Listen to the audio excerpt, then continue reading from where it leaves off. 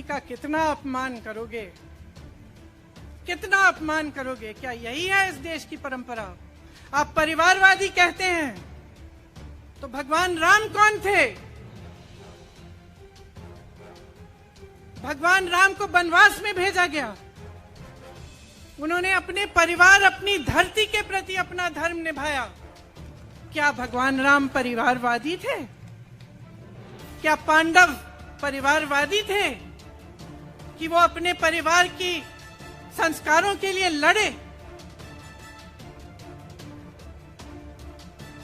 और हमें क्या शर्म आनी चाहिए कि हमारे परिवार के सदस्य शहीद हुए इस देश के लिए, कि इस झंडे में उनका खून है, इस धरती में उनका खून है।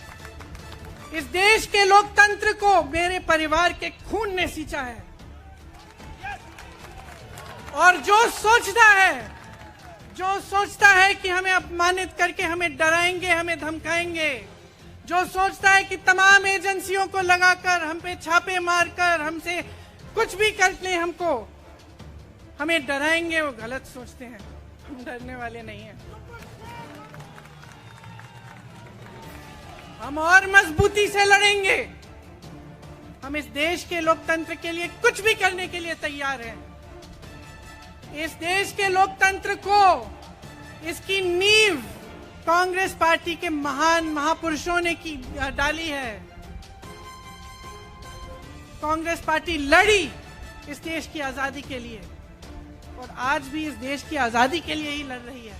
क्या आपको दिख नहीं रहा है कि आपकी सारी संपत्ति लूटी जा रही है, एक आदमी को दी जा रही है, गिने चुने उद्योगपतियों को सब कुछ दिया जा रहा है? किसकी संपत्ति है? ये राहुल गांधी की संपत्ति है, ये आपकी संपत्ति है। ये पीएसयू किसके हैं? किसके लिए बनाए गए? आपके लिए बनाए गए, जो ऐसे एक के बाद एक इनको बेचे जा रहे हैं, दिए जा रहे हैं। इसी से तो आपका रोजगार आता है। छोटे उद्योगों से, छोटे व्यापारियों से आपका रोजगार आता है। किसी बड़े अडानी से नहीं आता। रोजगार नहीं देते, छीनते हैं आपका रोजगार। तो आप समझ क्यों नहीं पा रहे हैं? आप गैस के सिलेंडर के लिए 1000 रुपए दे रहे हैं, और यहाँ आपकी सारी संपत्ति किसी को सौंपी जा रही है। राहुल गांधी जी ने क्या कहा?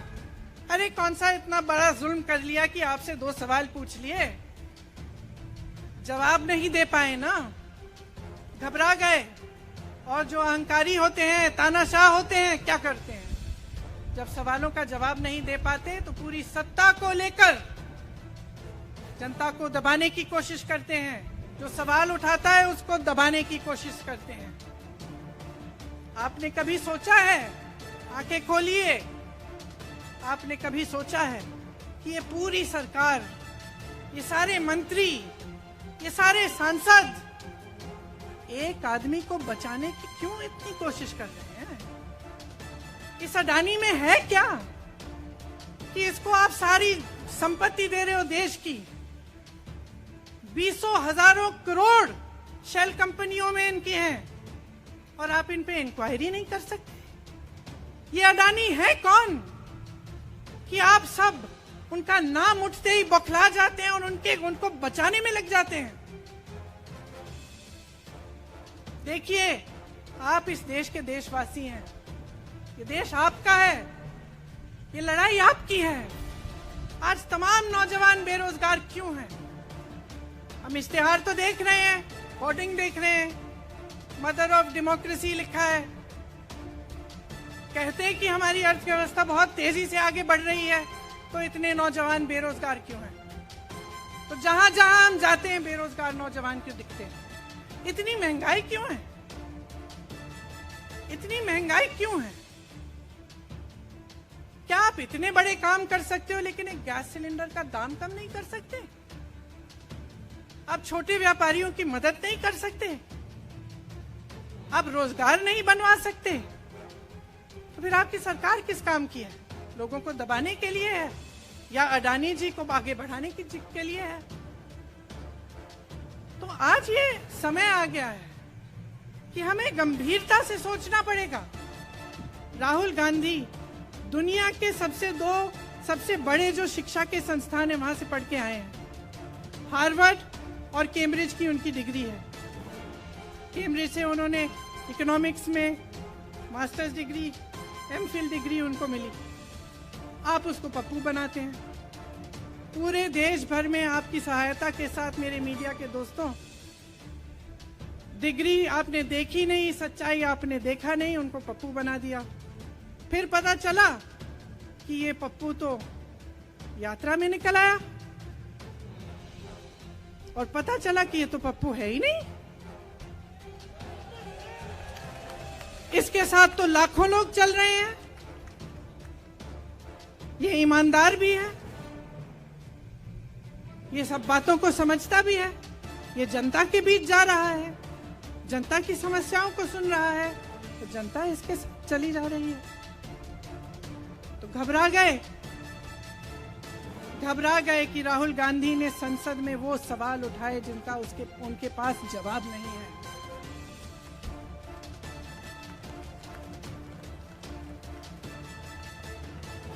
क्या किया सुन लीजिए। एक तरफ से हंसी भी आती है कि एक आदमी को रोकने के लिए इतना सारा करना पड़ा। जिस आदमी ने राहुल जी के खिलाफ सूरत में कंप्लेंट लगाई, आपको मालूम है कि पिछले साल उसने खुद कचहरी में जाके बोला इस पे आप स्टे लगा दीजिए। 1 साल के लिए अपने ही केस पे स्टे लगवाया। फिर वापस कब गए केस खुलवाने के लिए? राहुल गांधी के संसद में अडानी के भाषण देने के 1 हफ्ते बाद।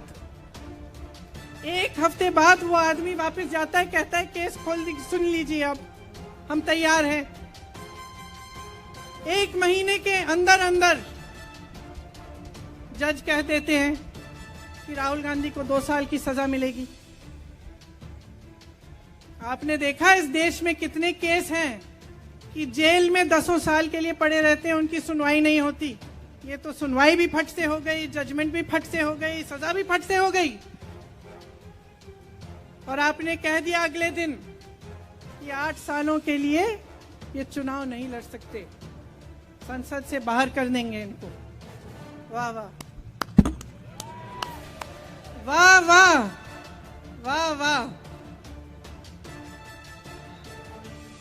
बहुत धैर्य है आप में।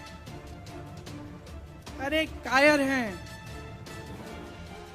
है इस देश का प्रधानमंत्री। लगा दो केस मुझ पर,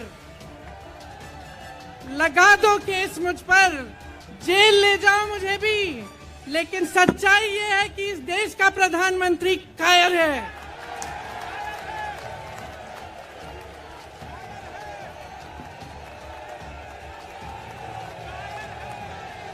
अपनी सत्ता के पीछे छुपा हुआ है, अहंकारी है। और इस देश की बहुत पुरानी परंपरा है, इस देश की बहुत पुरानी परंपरा है, हिंदू धर्म की पुरानी परंपरा है कि अहंकारी राजा को जनता जवाब देती है। और इस देश की बहुत पुरानी परंपरा है कि अहंकारी राजा को ये देश पहचानता है। मेरे परिवार ने मुझे एक चीज सिखाई है कि ये देश दिल से बोलता है और दिल से सुनता है। ये देश सच्चाई को पहचानता है। और मैं जानती हूं कि आज वो दिन है जब से सारा कुछ बदलने लगेगा।